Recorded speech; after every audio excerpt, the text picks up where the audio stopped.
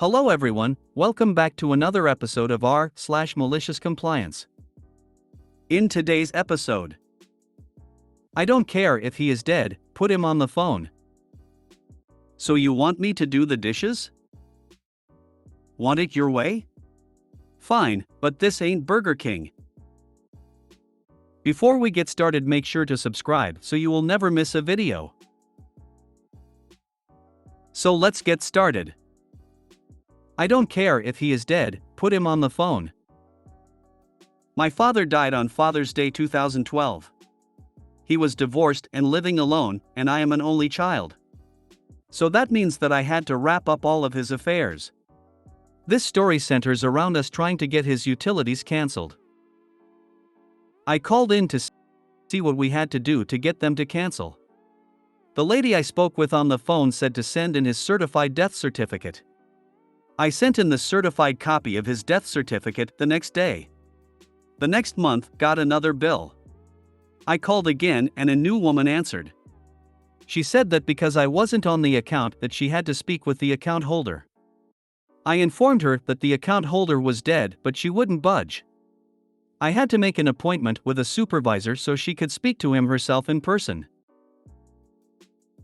I showed up at the Board of Public Utilities with another death certificate and his ashes in the clear bag that they returned his remains in. I plopped them down on the center of her desk and said when she talked to him to tell him that I loved him for me.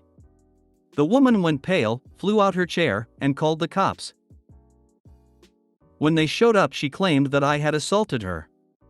And yes, my dad's remains were still sitting in the middle of her desk with the death certificate. The cops questioned me as to why I would do that. I told them the story. The supervisor's boss was called in and they all stepped away from the desk for a private talk. While they were talking, the cops came over to talk to me. They said that I shouldn't take human remains out in public, but there was no laws that were broken. I said that I agreed with them that it was extreme, but she insisted to speak with him in person. By then they were done talking between themselves. The supervisor's boss kissed up to me and got it taken care of. But the story isn't over yet. I had to call back a few days later to get utilities back to the house in my name. When the person on the phone saw the address and my name, I was immediately put on hold. The supervisor's boss that finally helped me got on the phone. She sucked up to me and waived all of the fees that come with setting up utilities. Just as the call was ending, she informed me that she was again so sorry for the employee's lack of compassion. She said that the employee was terminated and again she is so very sorry. Similar thing happened in the UK that made national news. An elderly lady had died and her daughter was looking after the estate. She had been on benefits due to her health, and despite the daughter repeatedly telling the Department for Work and Pensions that her mother had died, they kept sending her letters to say they were going to carry out a health assessment to re-evaluate her benefits. Daughter eventually agrees, waits in her mother's house with her ashes, and when the assessor turns up and asks where the mother is, the daughter pointed to the urn on the coffee table. It made the news because it is a perfect example of the lack of communication between departments in the DWP. I bet they still found her fit for work. When my father-in-law died, I had a similar issue. Had to officially inform some organization of his death by faxing his death certificate. The left hand didn't know what the right ass was doing and kept getting hassled over it. Well, where I work we use e-faxing, so I set up a little script. I faxed them his death certificate every hour for 3 days, over the weekend. Oddly enough, they got the memo. Even small accounts that don't seem wildly important for tiny bills or services require a death certificate, and with good reason. Otherwise, anyone could call in or walk in and claim the person whose account they wanted to get into was dead. That being said, death needs to be handled with special care by representatives, and nobody should have to send in a death certificate twice. Upvote for the pettiness. The woman went pale, flew out her chair, and called the cops. Ha! I will never understand dolts people like her. She would have loved my job at where folks would dump ashes on the rides. We vacuumed it up, tossed the bag into a biohazard bag, and then it ended up in a special landfill. There was lots of folks in the janitorial department that ran in terror at the thought of that and made signs of the cross. Why would people dump ashes on rides?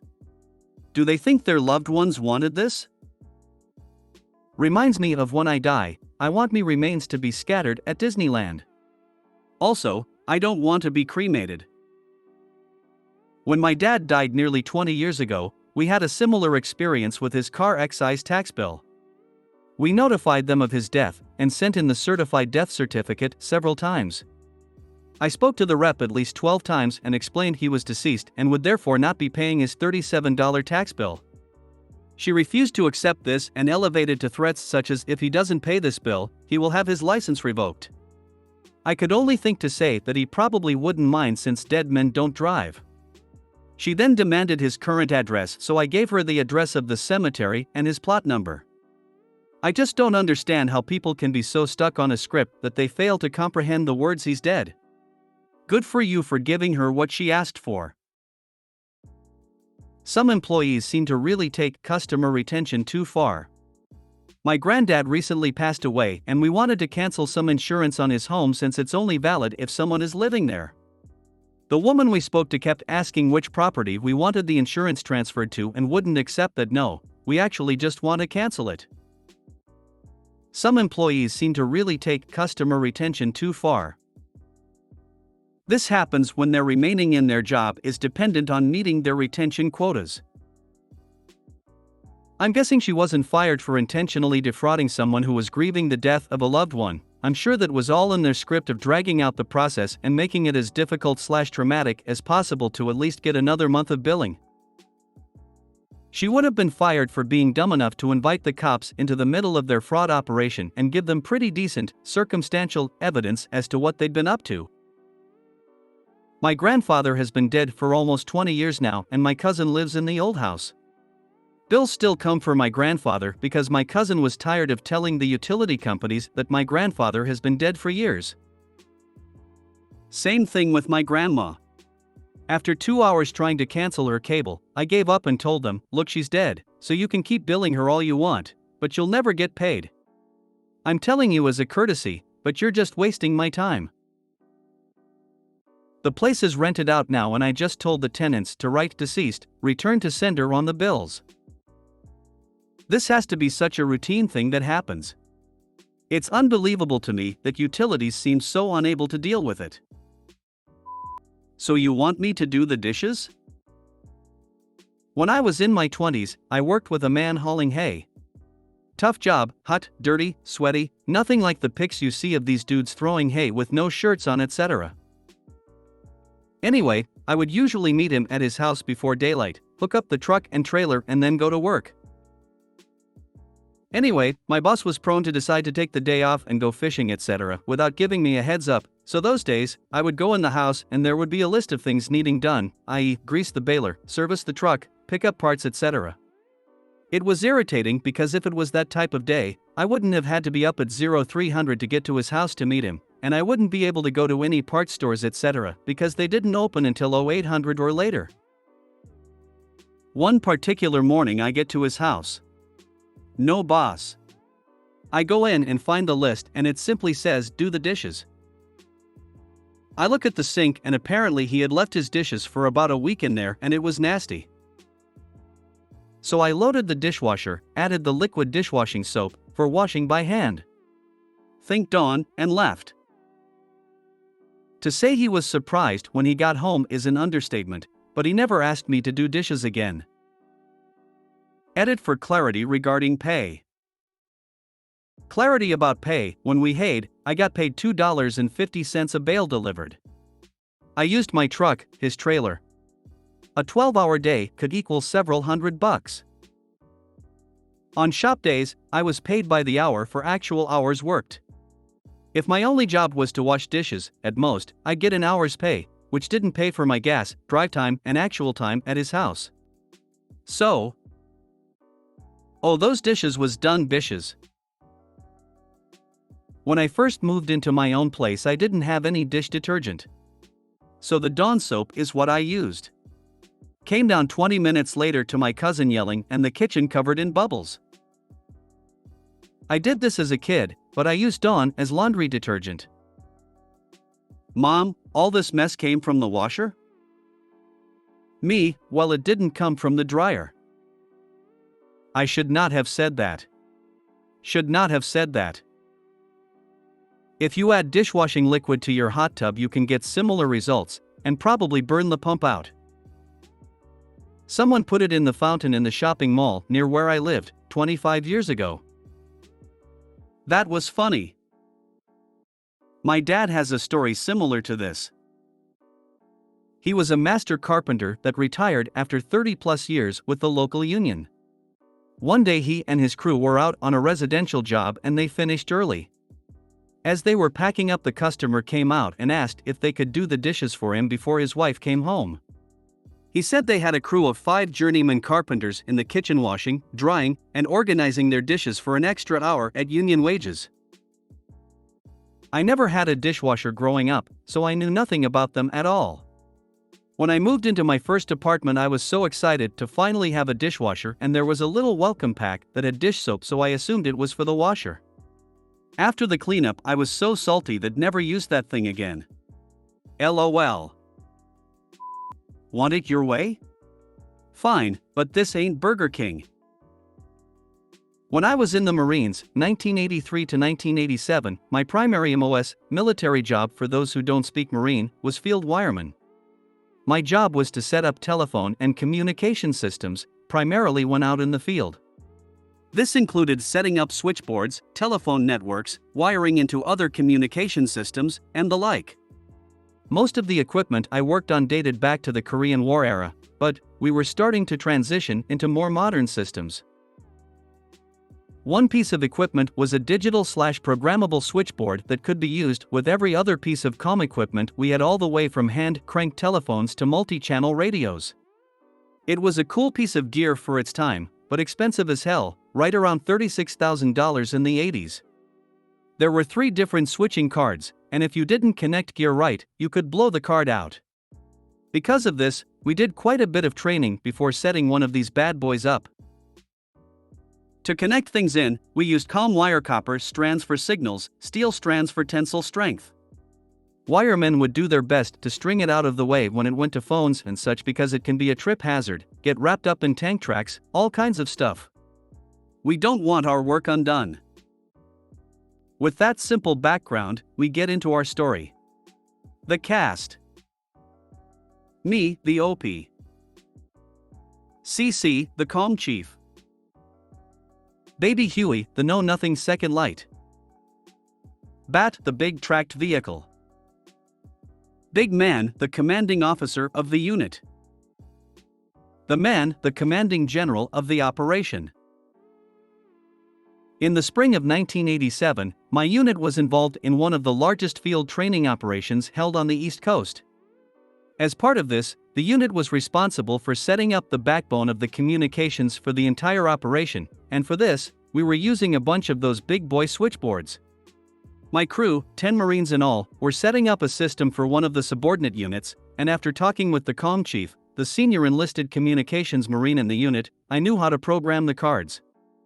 No problem at all. I pulled the cards, and while sitting on the deck, went about doing my work.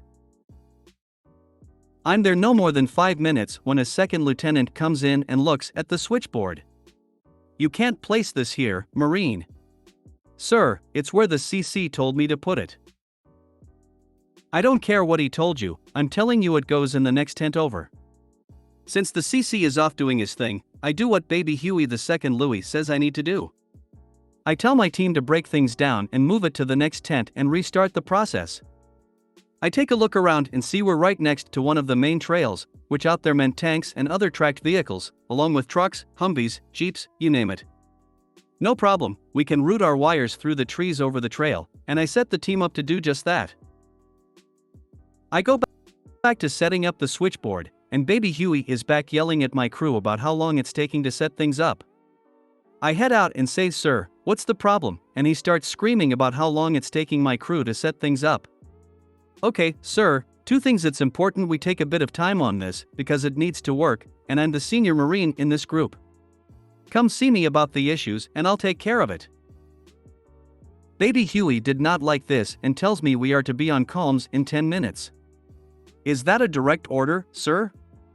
Once he acknowledged it was, I said aye, sir. Cue malicious compliance. I turn to my crew and tell them to run the comm wire on the ground. Just get it done. I'll take the heat. One of my Marines grinned because he, like me, knew what was coming. I went back in, finished up the programming, and started to plug in the wires, connected the power and ground, and did a few test calls. As we were buttoning up, CC pops in. What the hell? You're supposed to be in that tent over there. Yup, I know. But, Baby Huey the second Louis said that was wrong. CC gets a pained look, then shakes his head and walks outside and sees the comm wire lying on the ground going across the trail. What is this? BH told us to be up in 10 minutes, and overheading like we're supposed to would take longer than that. I tried to explain it to him, but he said he didn't care. The CC asked if I knew BH's last name. There were a lot of second lieutenants running around, and this was before we wore name tapes on our uniforms, and I didn't. Ha! We don't have a single one of them in our unit, let me do some checking around. With that, CC heads off. I tell my team to head back to our command post and I'd button things up. I did some check-throughs and waited for the CC to come back. Before he did, BH was back. After I told him that everything was connected, he said, "Good job, Marine, that'll be all." About an hour later, my gunnery sergeant, ambles up to me. "Opie, did your team set up ______ Marine switchboard?" "Aye, Gunny." "Tell me about it." So, I did, and his eyebrow went up. I would say eyebrows, but my gunny only had one. He laughs and says, "Alright, get your team and come with me. Oh, and have them grab another switchboard and power supply." I look at him and he holds up his hand to stop me. "You'll see." We toss the gear into a Humvee and head over to ______ Marines, and CC, the big man, and the man are standing outside the tent where we set up the switchboard. About 20 yards past on the trail is a tank crew pulling comm wire from the undercarriage, along with the mangled mass of what had been the switchboard. Gunny and I walk up and report in, and the CC has a rather stoic look. Big man looks at me and asks, "Is this your foo ***up, Marine?" "No, sir, my team and I were following orders." "Is this what you're ordered, CC?" "No sir, it's not. My orders were to set up in a different tent and make things safe." "Well, then, who were the orders from?" At that point, I see Baby Huey yelling at another group of Marines some 50 yards away and point him out. "That lieutenant, Colonel." This makes the man suddenly look like he's pissing a peach pit, and after taking a moment to comb himself, he says, "Got this in hand, CC?" "Yes, General." After a few nods, BM and TM start off, but before TM steps off, he looks at me. "Son, I know you were doing as you were ordered, but I figured a corporal of Marines could set a boot lieutenant straight." "Aye, sir, that's true. If the boot Louis doesn't believe he knows everything."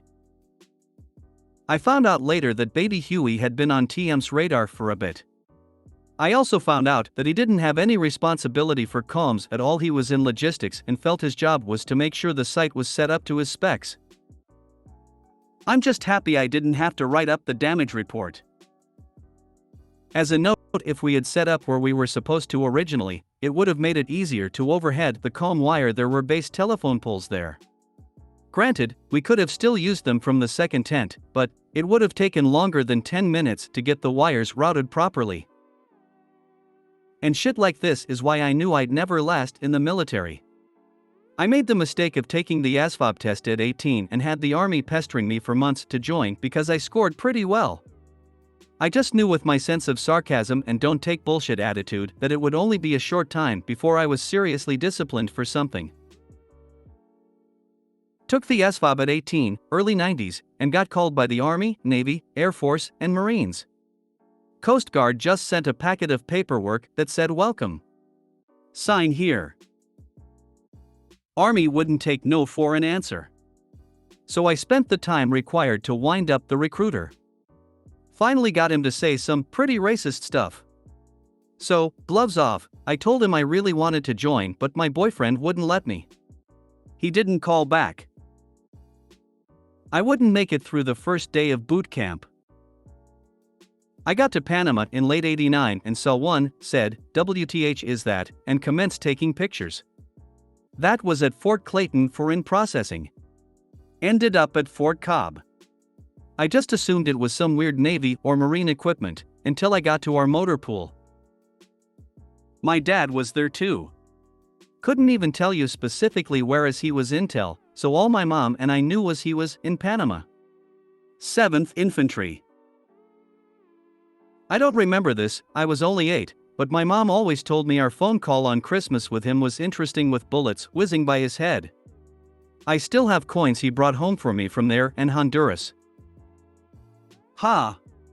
This is basically the job my grandfather had in World War II as they headed across the Pacific. I would have said, "Sure sir, no problem," if you sign for it. If you made it to the end of the video, thanks for watching. Don't forget to like, subscribe and share, and we will see you in the next video.